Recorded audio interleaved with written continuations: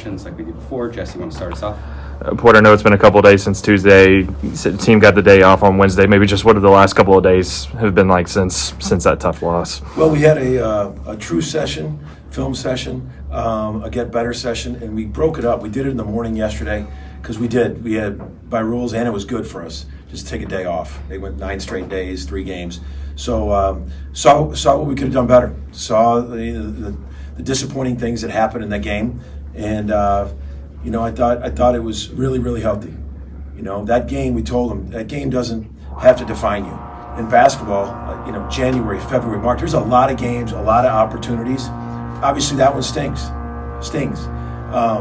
But for us, that game doesn't have to define us, but it needs to change us and get us better. Tougher in those situations, and things we could have done better defensively. And then I thought in the second half of the day, we came back and introduced Texas Tech and practice, and I thought we had a great practice. That shows me they care, because we told them a lot of truths in that film session, and how they responded was everything you'd want them to how to respond. Everybody took ownership. Coaches, players, we all took ownership, and we had a great practice, and that means they care. Tom? Porter, you said after the game that players kind of got tired down the stretch there in the second half. How much of it was that, like you said, 9 straight days, or the Saturday, Tuesday turnaround, and how much of it was maybe just exerting a lot of energy to kind of get back in the game in that first half? So I'm not making any excuses with fatigue, being tired. It's what we're in right now. What I will say is we had some mental fatigue as well as physical. It was 52-52, and we lost Max on a little chase action that we were going to go over. We went under. He made you pay.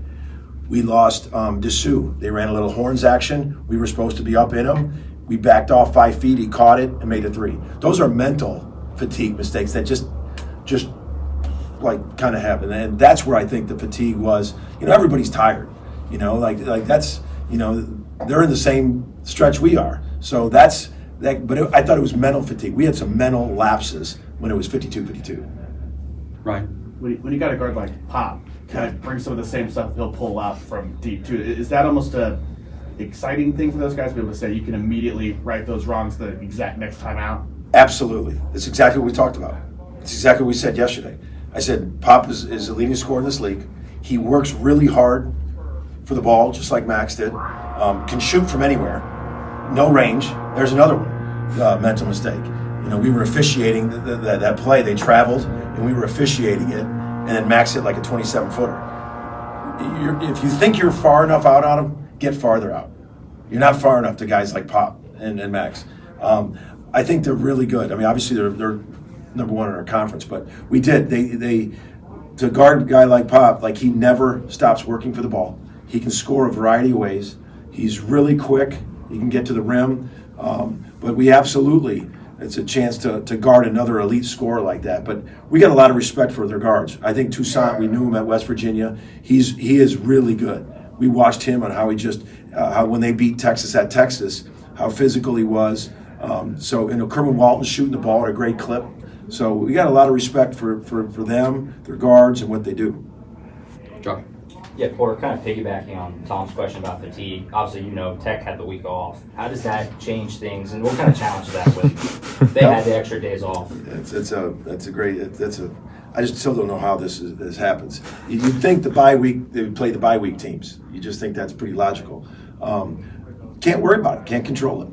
We took a much needed day off, mentally and physically, to get away, and we got to do our prep for them, and. It is what it is. Our focus is not even, and actually we're not even talking to our guys about that. They'll probably listen to this press conference, but not even really talking about that with our guys. We're talking about, they know how there's quick turnarounds. We had to really introduce Texas Tech yesterday. We had to put in their scout, put in our game plan. We got to practice again here today. And so that's been our focus, not about that then they've had their bye week, but it is what it is. We're just looking forward to getting back and competing, getting back and being who we are. We weren't good, but we weren't who we were in a long stretch in that game the other day. So we're excited to get, whether we have 2 days off, 3 days off, 4 days off, we're excited to get back and compete and be who we are. Go back to Jesse. I want to ask you about Sam. And the last couple of games, foul trouble has been a little bit of an issue for him. I know he's a explosive, energetic kind of guy. What's that balance for him, maybe between being energetic, playing hustle, all that stuff, but not getting into early foul trouble? I just got a good feeling about Sam right now. I think he's going to come out and have a great game set. I just do. For me, he was putting so much pressure on him, and I just think he's just taking a deep breath on his day off, and he just came back. He had a great practice yesterday. He was bouncing, he was dunking, he was all over. He just, sometimes when you're in your head about foul trouble, you foul more, and that's what happened. He went after a rebound, he didn't get it, and he just kind of shoved the guy out of bounds. And it was like Sam. He's like, I don't know what I don't know what I did. And so I think sometimes I think now he's just gonna get back to playing. Just get that. And if you get in foul trouble, you get in foul trouble. You just got to be smarter with it. But I want him to be aggressive. Mason. Porter, you guys have been really competitive with everybody you played so far in the rebounding category, and then really struggled on the offensive boards against Texas. What goes into fixing that? What were some of the difficulties you had with that, and how do you get that right against Tech? So, I think I guys told you yesterday. A lot of times I'm always saying, don't let your offense dictate your defense. If you're not making shots, doesn't matter. You have to guard. I thought our defense dictated our offense. I thought we weren't playing very good defense, and then I would just kind of. When your offense isn't going, you need those extra offensive rebounds. We talked about it. We talked about our film session. We got to go get extra rebounds, extra possessions, those are guys like John Hughley, challenging him. When you're in there, you got to come up with one or two. Rivaldo Soares has been good at it, getting us extra possessions. Ortega's got to get us extra possessions. But we have been good rebounding the ball. We're going to have to be very good against this team rebounding the ball, the way they offensive rebound and the size they have. So. Rebounding is always one of those things that we're nonstop talking about, addressing. It's a key to every single game.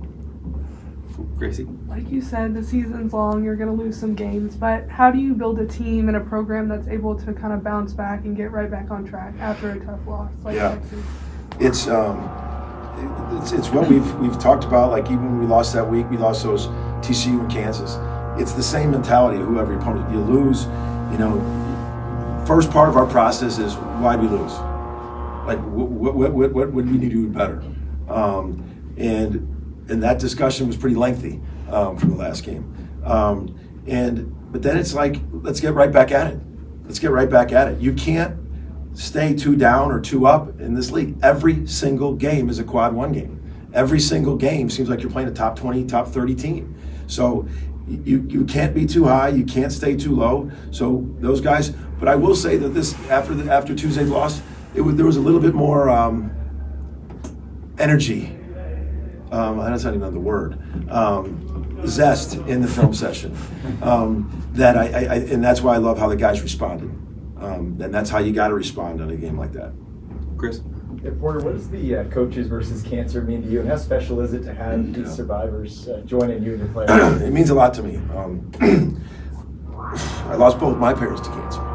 So every year, this is something I had. My secondary parents were my college coach and his wife. I played for him 4 years, and I coached with him 7. And they became, Tony and Kathy Baroni became my second set of parents. They both died of cancer. So it affects everybody. The American Cancer Society, the way they, and Coaches versus Cancer, the way they fight for this is relentless. And that's what we have to be, because we're going to beat it. We are beating it.